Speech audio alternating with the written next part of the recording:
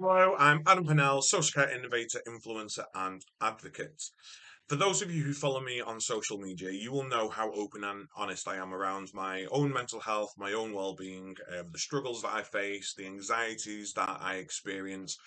And I do this to be able to not show my vulnerable side, but to make people aware that actually it's okay to have these conversations. It's okay to show people that you're not okay and to tell people of the instances where you feel like you can't perform well or you feel that affects you. Um, and I'm fine with doing that, but I've really recently realized that actually there's more to just telling people how you're feeling. There's more to just going, these are what my anxieties are. And actually, I have a lot of self work to do. I have a lot of work to do on myself, my mental health, my well being, my spirituality, to help elevate me to this point where my insecurities and my anxieties no longer become bothersome. Hopefully. I say hopefully because I've never embarked on anything like this in my life.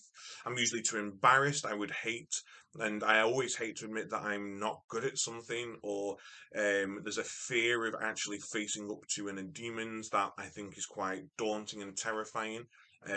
So I'm going to do it, and I'm going to document it, and I'm going to hopefully show people that actually it isn't that bad.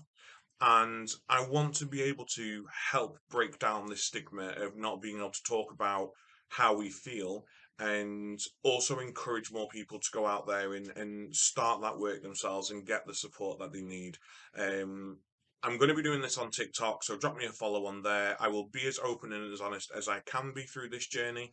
I'm going to be using Martin Dawes's coaching consultancy. Martin is the author of The Overwhelmed Manager and manages the Overwhelmed Manager group on Facebook.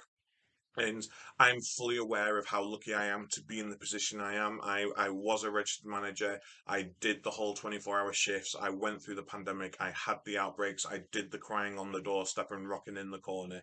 And I'm fully aware of the luxury that I'm in today to be in the position that I'm in without the stress of the inescapable environment of work where you have to be there no matter what.